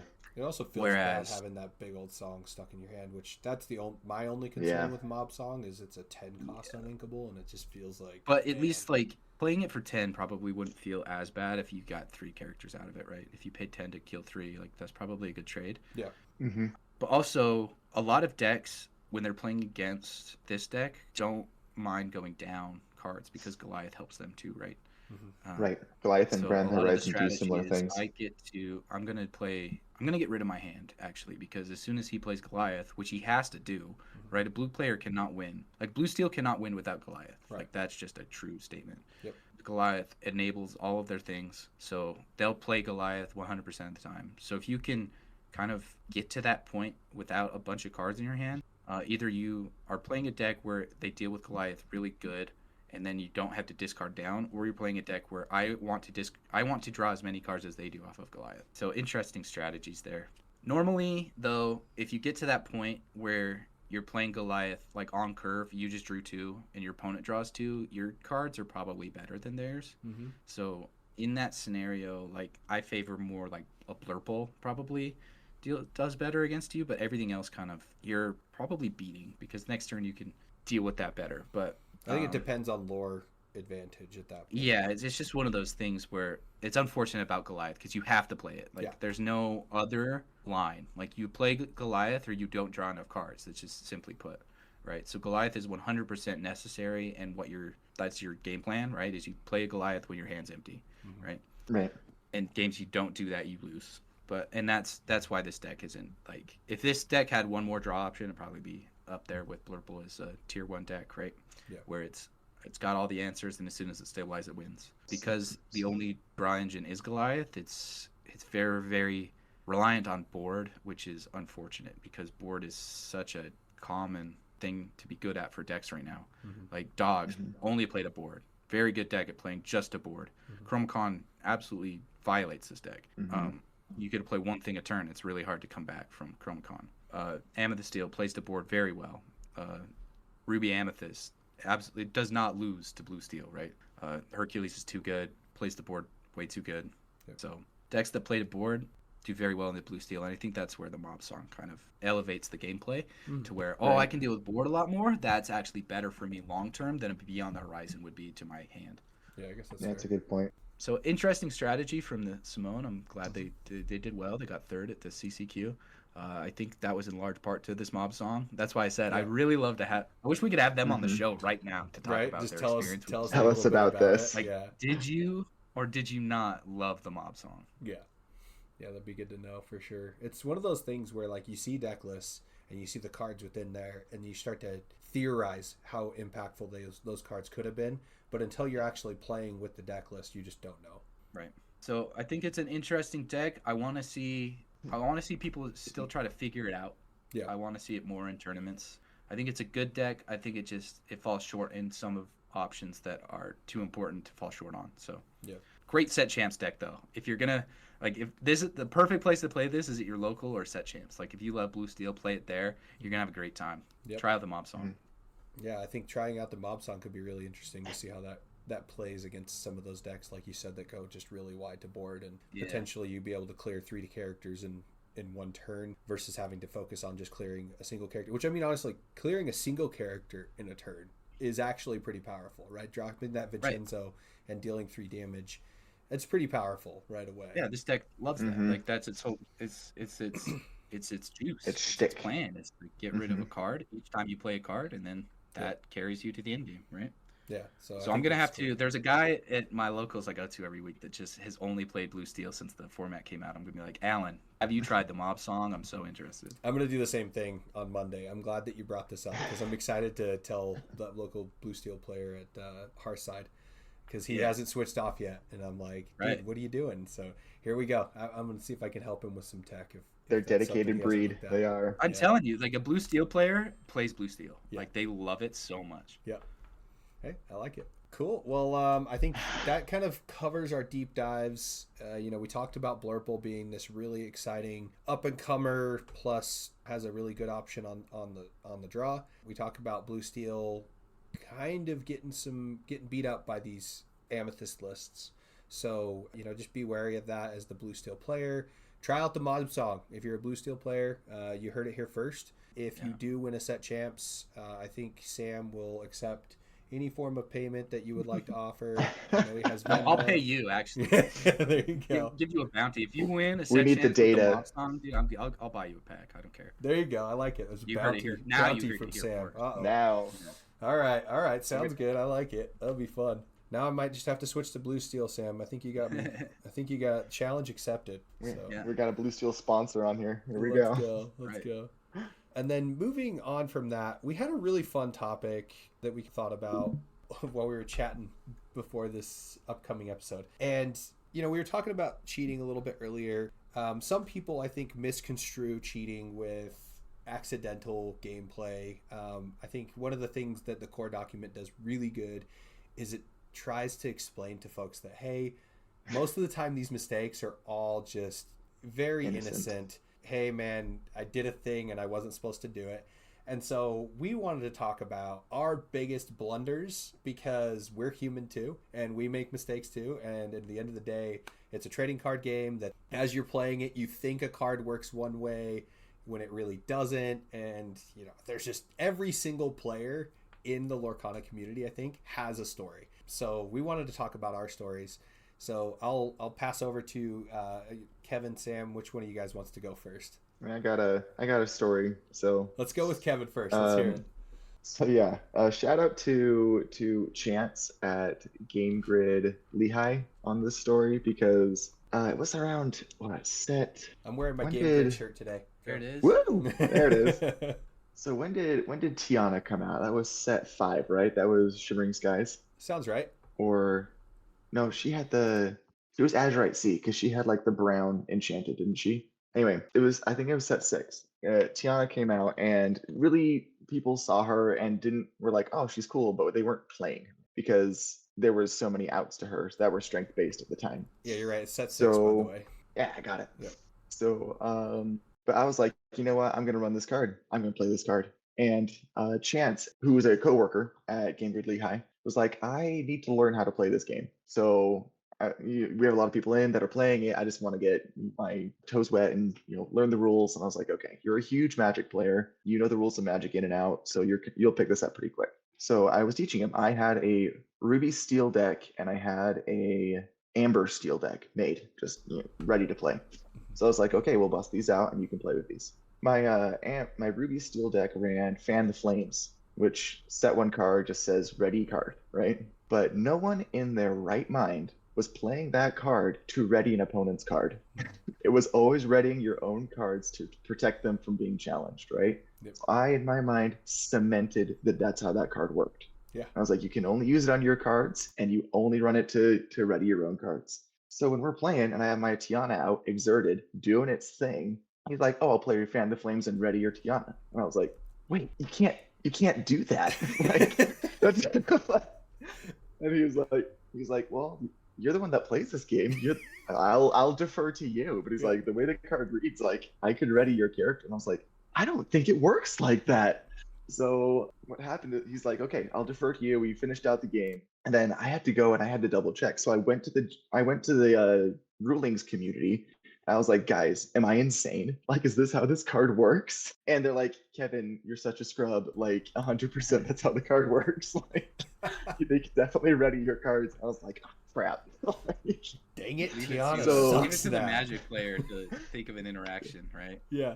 Right, exactly. They're so ingrained. So I went back to Chance and I was like, Chance, you won the game. You can keep your 100% record. Like, you don't have to play another game of Lorcana in your entire life. I'm so sorry. That's awesome. But yeah, that was my ruling question. Like, sometimes you read the card and it's only played a certain way until a new strategy comes out. So be flexible, guys. Yep, that's funny. I like that because what I keep telling people is, like, I'll read a card and my brain automatically converts the card in some cases to what I want it to do instead of what it does. And so what I've learned by judging was not just read the card, but read the card multiple times and almost like read the card out loud too, to make sure that as you're reading it, you understand the interaction, you understand what it's supposed to be doing. Because unfortunately, at least with my brain, it could be different for others. My brain converts cards into the way that my thought process wants them to work. And it doesn't happen while I'm judging because I'm outside of the game while I'm judging and I'm not invested in the outcome of the game while I'm judging. And so I'm able to really kind of separate myself and like read the card better that way. But when I'm in the game, in the moment, I want the card to do this. So it does that. Like, it's just how it functions the way I need it to. Yeah. So I had that problem with Olaf this last set. So I was playing online and it had a bug where Olaf could choose itself. So I never really read the card. I was like, oh, Olaf could just choose itself, return itself to hand. That's cool. Yeah. And then I was talking to Connor about playtesting for the CCQ in Vegas. And he was like, what are you talking about with Olaf? You can't, like, no, that's not how it works. He was like, read the card. I was like, oh, you're so right. I was playing online and it was working this way. He was like, that's crazy. But Olaf That's only awesome. bounces other cards. You can return itself from the discard to the hand, when it gets challenged. And I was like, oh, man, there goes my ace in the hole. Man, I was hoping this would be like a whole Madam M Snake situation where as soon as I lose my 1-drop, I can just ink it. Yeah, right. Yeah, no, so my story actually happened during Sealed. A lot of my blunders end up happening during Sealed because I am just haphazardly playing cards and I haven't read them all the way through and things like that. But also, I do make mistakes quite often. And like I said, my brain converts a card into doing a thing. So I was playing the Cheshire Cat during Sealed, and I thought you could boost as many times as you wanted in your turn. If you had 6 ink, you could boost 3 times with Cheshire Cat. And so I was playing multiple. I played one game and I had done that. I don't think it impacted the outcome of the game. But then the next game that I played, my opponent actually caught it and was like, "No, you can only boost once." And I was like reading the card, and I'm like, "No, it just says when you boost, you can do it. Like it doesn't say anything about having to be done once per turn and stuff." He's like, "Read the boost part." And I was like, "Oh," and I read the boost part. It's like once per turn, and I'm like, "Oh." It literally starts off with once per turn period. Yeah, it says once per turn on boost, and so it was that like, oh duh, and I like smacked my head, and I was like, this is stupid. And then another time I did it, I was playing at Oasis Games against the owner of Oasis Games, Josh, and I was playing. I can't remember the name of the card. It was one of the cards in the current set where you can return a character with 3 strength or less to their opponent's hand. It's a song, and it draws a card. So you sing the song, you can return the character to their hand, and then you draw a card. And I tried to target like a 4 strength character because I think I was trying to target like a Goliath or something, or not a Goliath, but was it Lexington? And Josh is like, "Let me see that card. That's strong." And then he looks at it, he's like, "You can't do this. It's a 3 strength or less, or or like I think it was like 2 strength or less."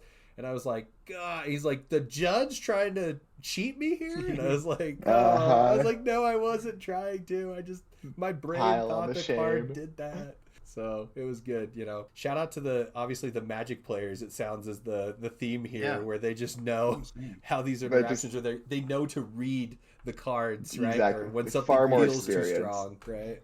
But I have a lot of missed trigger stories, like through DLCs and CCQs, where like I've missed Goliath, I've missed Demona, like whatever. Those are pretty easy to rectify.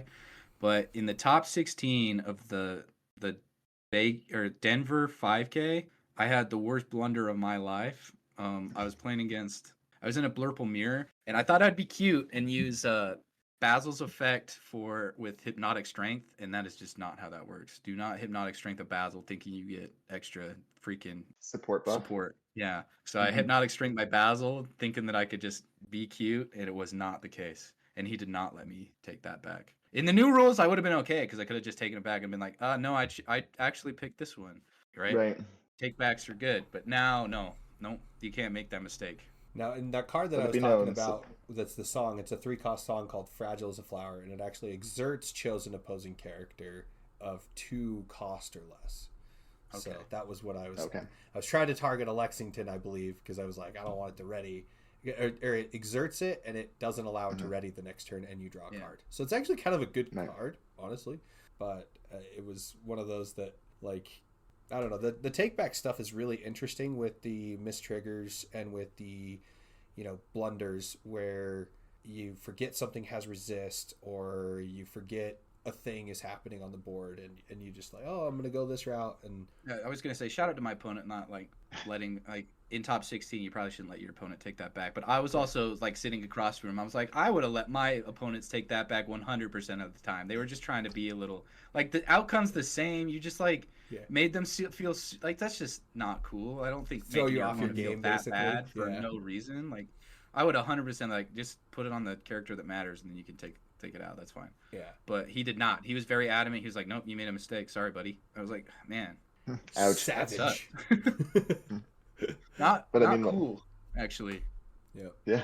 But I mean, like, it's you learn from you mistakes, just kick right? yourself. So You're like, well, like he's right. I did make a mistake. But I think that's why, like, in certain cases, like the take back thing that Lorcana and Rabbitsburger has put in place is actually, I think that's where it benefits the most. Like, I wasn't trying to, like, you weren't trying to cheat. We both knew what I was going for. Like, that's just silly. Yeah. And to be fair, the take back policy is not set in stone for competitive tournaments right now. It was a test in Milwaukee, and what was the other one? It wasn't Ghent. Ghent's upcoming. Milwaukee and Bologna, I think, that they did testing for the take back policy. And then they're going to, as a part of the core lore guide program, they're going to actually incorporate some sort of a take back policy, but they just haven't done that yet. And so it remains to be seen how that's going to play out.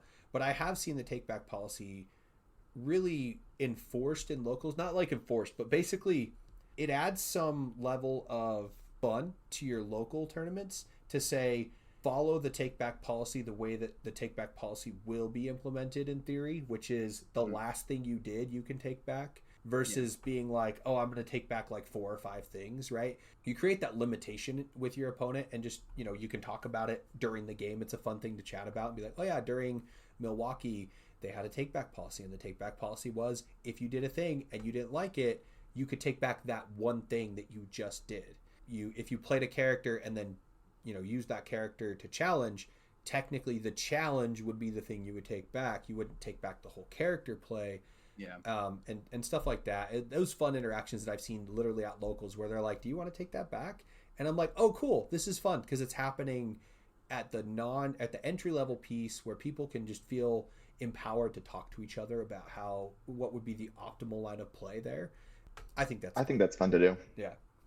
My new favorite thing has been forcing my opponents to take stuff back. I'll be like, listen, let's do it different. Yeah. You actually could have done this. Like, let me tell you what you should have done. Like, that's been my favorite at locals. Like, you're not doing that play. I look like Connor straight in his face. I'm like, you're not doing that, buddy. Just like, take out my character. We're here to better each other. We're not here to just play cards. And like, you're there to play cards, forget, and have fun with your friends first and foremost, right? But like, also, like, I know me and Connor specifically, we're there to play test for events. So we're like, I'm like, no, we'll do it this way at an event. Just like, remember, like, you can do this. So that's how I like to do things, is if I see something or my opponent makes a mistake and they just realize they make a mistake, I'm like, no, just put it on the thing. Do it the right way. Well, and that's the thing too with the take back stuff.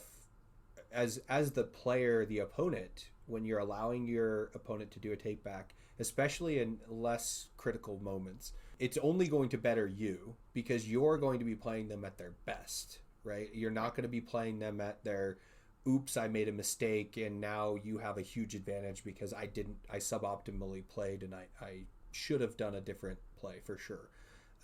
You know, I think you learn very little from that. You learn, oh, I can beat them when they make a mistake. I can beat my opponent when he's on tilt for making a mistake. That's good. Like, that's not.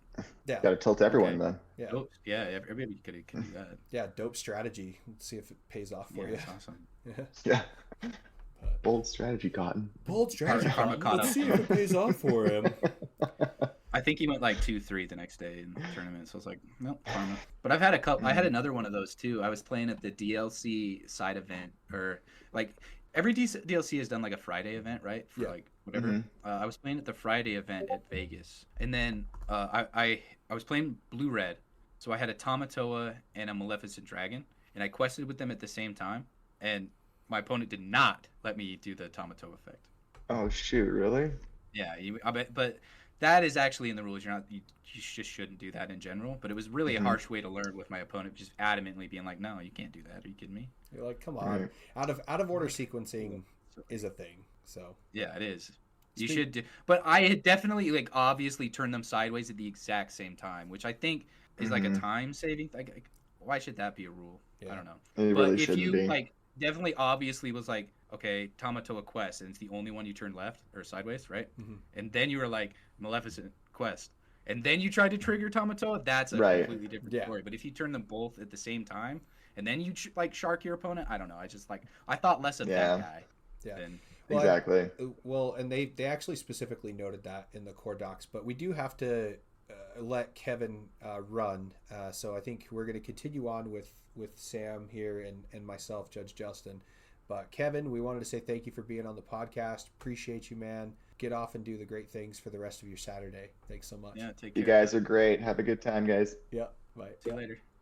But yeah, the one thing I wanted to say about that specifically, Sam, is that in the core document, and you should read this, there's a specific subline that says something about out of order sequencing, which, you know, the way it reads, and actually let me pull it up so I'm not paraphrasing, because I'd rather just say specifically what it's doing. So it says in the core documents to gently remind them and let them complete the step or action as long as there's minimal disruption. If more time has passed, adjust as needed to keep fairness or leave the game as is if too much has passed. Remember, players allowed to take a series of actions that, while not in the correct order, leads to the same legal game state as taking the actions in the correct order would have led to. This is known as out of order sequencing. So I think that lends well to what you were talking about, where, yeah, you're turning them both sideways, and then you're going to go grab the items. If you would have said, quest with Tamatoa, get the items, then quest with Maleficent, like, yeah, that's technically the proper way to do it. But also, when you say, quest with Maleficent and Tamatoa, get my items, maybe you're just ending your turn at that point, and you're like, pass to you. That way, you're keeping the game flowing quickly, and you're not actually negatively impacting the outcome of the game at all, because you're doing exactly what's possible to do. Well, I think it's just very intuitive for players to be like, okay, quest with all my guys, then they do quest triggers, right? Yeah. Like, you see an aggro player do that all the time, where they quest with everything, and then they're like, okay, Daisy trigger. And you're like, I've never been of the mindset to be like, Judge, my opponent can't do Daisy, he quested with all his guys at once. Yeah. It's like, well, no, that's a trigger. That's where the situation for me was like, that's like kind of like a silly thing to like call a judge for. That's very rule sharky, and I think they're positioning these core documents and the lore guide behaviors to try and lend well to giving a little bit of grace in that sort of situation. I'm glad there's actual language like being involved to be like, well, here's why, like, you would be right, but we're gonna give it to like he can activate the Tamatoa trigger or the Daisy trigger just because we both know what he meant to do. It would made it been an out of order sequencing, but the game state nothing was disrupted. Yeah. As long as it was the same time, I think if there's language to like get around that, I think it's better, along with the take back thing. Because some people just make mistakes. Like some people I've seen, not necessarily in Lorcana, but I was watching, there's a take back rule that's kind of similar in Magic. And I was watching the Magic Worlds, and it came up where that was a huge fiasco in that Magic. Yeah, somebody did like a weaponized take back. Yeah. Quote unquote, right? Yeah. So I think in certain situations a take back can be kind of weird. Like if you're just always guaranteed the right to take back is kind of strange. But most people are only using it for like, oh, I did this and I really meant to do that. Is it okay? And that being okay is, I think, very good for the game. There's for sure angle shoot opportunities with takebacks in general, right? Like you have that, and I think that's where it's also very important that you just call a judge over. I also really hope that the judges, or that we start to get to the point where judges will track takebacks in some way, shape, or form, because I think that's the solution that needs to be incorporated to make sure that angle shoots are happening. Because you have somebody who's done like 10 takebacks in 3 rounds. In one game, yeah, that's a little crazy. You're like, that's I think a lot. It's harder to angle shoot in this game because there's no interaction on your opponent's turn, right? In the Magic situation, it was weird because the opponent had not responded to the card, right? Because you have to wait for the stack to resolve. So I play this spell. Do you have a response to the spell? And if they say no, and then you take it back, you're like, well, I just gained information that my opponent would not have responded to the spell. But in Lorcana, there's nothing to stop you from doing that. So I think the only thing in Lorcana that really matters is if the time elapsed, right? If you immediately catch it, you should be able to take it back 100% of the time. I think but if like 2 or 3 minutes have passed and you're like, you haven't done an action, but you've really thought about it for that long, I think the area becomes a little bit more gray, where I'd be like, I'm not sure if you should take that back. You should have thought about that before you played the card. I think the only angle shoot opportunity you have in Lorcana specifically is when you say, this is a very malicious angle shoot / cheating behavior, honestly, which is saying, I know that card has resist, but I'm going to challenge it, saying it doesn't have resist, and saying I'm banishing your card. And if they don't catch that, they're going to put that into their discard, and I got rid of that resist character, without having to deal with the resist part of it. Right. But if they catch it, then I can just take it back. Right. And that would be the scenario that I think you're going to run into potential cheating situations, is where your opponent is trying to do something that's against the game design, intentionally, knowing that if they get caught attempting to do it, then they're just going to take it back. Yeah. So that would I think that would be the spot that I would be a little more concerned about it, but that also just depends on how much we think that that type of cheating would be incorporated. And I think just tracking takebacks would really solve a lot of that, because you get 3 per game or something, or 3 per match or whatever. Or even then, just like an unreasonable amount of takebacks results in a warning, right? Yeah, where like if my opponent's like, hey judge, my opponent's like taking back the last 5 things he done. Can we like do something about that. Well, even then, the judge has to be called for a take back. At least that's how it was in Milwaukee. There's no take back was possible without a judge. Without a judge? Yeah. Gotcha. So the judge had to be present. That's to probably allow a good way to do it then, because then the judge is just aware. They're like, well, I keep getting called over here. What are you doing, buddy? Yeah, like you've done 6 take backs in this one match. Like, what are we talking about here? And I think that becomes like, I think you can find a play correct guidelines piece to be able to classify that under with the whole take backs policy, to just say something to the effect of, you know, you gotta keep up on this. Like, it's not like you, for sure we have these take backs, but you can't keep doing it. And then also, like, for judges to look out for those specific interactions where, oh, I challenged a character with resist, but I didn't realize it had resist. It's like, how many times can you forget that in one game? Yeah. You know, like once is probably okay. Yeah. Like I'd be like, yeah, that's all right. I probably would have done the same thing in that situation if you're especially if you're just like deep in thought. Yeah. If they like spent 2 minutes like thinking and then they just like attacked, I'm like, yeah, I probably forget that too. So yeah, go ahead. Yeah, so I think that's where it's nice that they've got the verbiage built into the core docs around out of order sequencing. We all do it. Every one of us do out of order sequencing. Absolutely. Yeah. Right? Like every single time you watch an aggro player play, they're technically breaking the rules, right? It's like a time saver. It's all good for all those things, right? How many times you grab 2 cards and say they both challenge that? Like, you can't challenge with 2 cards simultaneously. That's not possible. But like, how many times do you do that? And then like, there's a challenge trigger on top of that, and you know, you can't. But there's also like, especially like after the judges come over, you can tell when your opponent's just rule sharking you to rule shark you. Yeah. And that's what that situation definitely was. They were like, they can't do that. And the judge was like, technically he's right. You can't do that. I was like, fair enough. You're like, whatever. Sounds good. Yep. It is what it is. The fun of that event, or the fun of the biggest, funniest mistakes, leads really well into the next fun, which is our giveaways. We have giveaways, right? Like, let's do it. I announced it on the Facebook group. I announced it on the Discord channel. Oasis Games has offered to sponsor us with some giveaway items. So we have a couple of items that we are going to be raffling off to folks dependent on certain criteria for the giveaway. So Sam, do you want to talk a little bit about what we need from our audience here to be able to give away some cool stuff for them? Absolutely. Over the next few weeks, we're going to give away some of this product that we've been so graciously gifted. Shout out to Oasis Games. But we have a few different platforms we're podcasting on. So we have Spotify, we have YouTube, we have Apple Music, and we're trying to get to more, you know, as time allows. We only have so much time in the week. This is just kind of a hobby for us, so bear with us a little bit. But if you leave a comment on any of those platforms, no matter where you listen to us, if you leave a comment, you're automatically entered in for the raffle for a pack. It could be a pack. We got random packs. It was basically whatever they had on hand. There's good packs. There's Fable. There's Whispers. I don't know how many we got in 6 total. We have enough packs. 6 total packs. 6. We're going to do 3 this week. So between now and the 27th, we will. Yeah. Yep. So between actually this releases on Monday the 22nd. So between Monday the 22nd and the 27th of December, if you leave a comment on any of our platforms, you'll be entered to win one of 3 different booster packs, and each comment counts as 1 entry once per platform. Correct. Don't think you can do 10 comments in a row and think you get 10 entries. Just one. Don't spam All you us. have to do is one.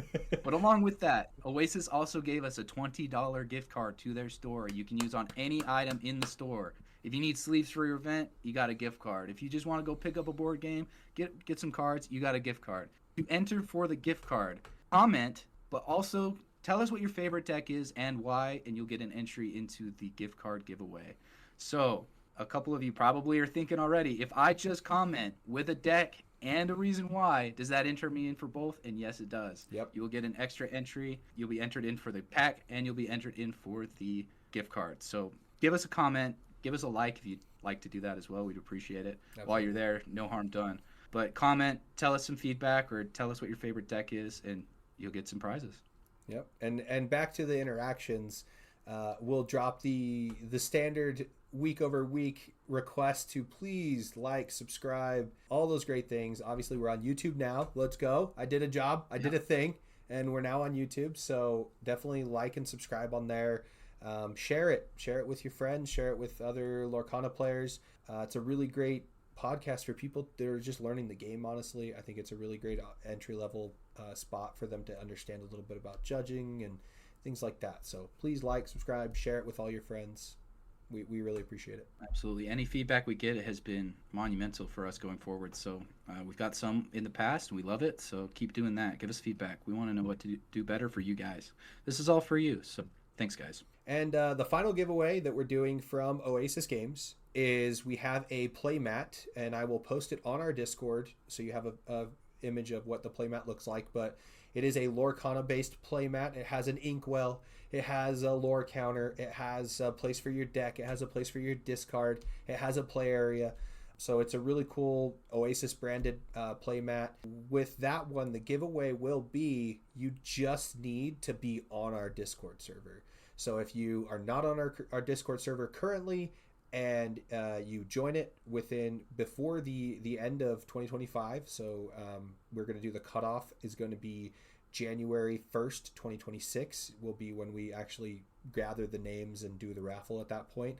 But if you have already joined it, you're already entered. But if you do join the Discord between now and then, you'll be entered as well. And it'll be a single entry for everybody and just be a raffle to see who gets the playmat. And then once we get that all worked out, we figure out who you are, we'll reach out to you. I am actually currently in possession of all the things. So I'll make sure that, we get connected and get you your raffle items when you win them. Yep. Awesome. Again, shout out to Oasis Games for giving us the support. Every like, subscribe, everything's going to play off of that too. So let's get them to give us more stuff. Absolutely. The more you guys support us, the more stuff we can get. So no question, right? We get that. And also, go into Oasis, get there. I've talked to Josh several times about doing some really cool big events into 2026. I think a lot of folks had some concerning things to say about how season 2 is shaping up from a competitive play perspective across the DLCs across the United States. We're going to help that. Oasis Games, Hearthside Games, a bunch of these local game stores that we have, they've already volunteered to want to do things. Like I said, specifically with Oasis Games, we may have an opportunity to be doing some live stream events at Oasis Games, and they're definitely on board with some 1Ks. They're definitely on board with some other really cool events beyond just a set champs. So we're really excited about how these local game shops are really putting into it in the state of Utah. And, we get to show the rest of the world how awesome the Lorcana Beehive is, right? We all know we're spoiled with the number of local game stores we have, but I don't think the rest of the world really understands it so much. And so I think that's the plan, is get it out there, get more folks to come here and see how competitive this scene is, because everybody tried to come from California to the Game Grid Open and show us what it was all about, but we may have just kicked them all out of top 8 when they did that. So the local Utah community is good at this game, and right. I think it's really important to continue to display that. And a huge thank you to our local game stores. Again, Oasis Games, thank you for sponsoring the podcast and giving us these awesome raffle items to give to our audience. Yeah. When you go into Oasis, mention the podcast. It only benefits. Absolutely. So, absolutely. Yeah, tell them we sent you. Yep. Awesome. Well, thanks, guys. Personally don't have anything else to drop off in this, so I think we've wrapped up kind of nicely. Do you have anything else you wanted to bring up, Sam, before we drop off for the rest of the day? Yeah, everybody have a Merry Christmas. It's the time of the year, so Happy New Year if we don't hear from you. Just give us your feedback, guys. We love to hear from you. So have a Merry Christmas and take care, guys. Yep, Merry Christmas to all.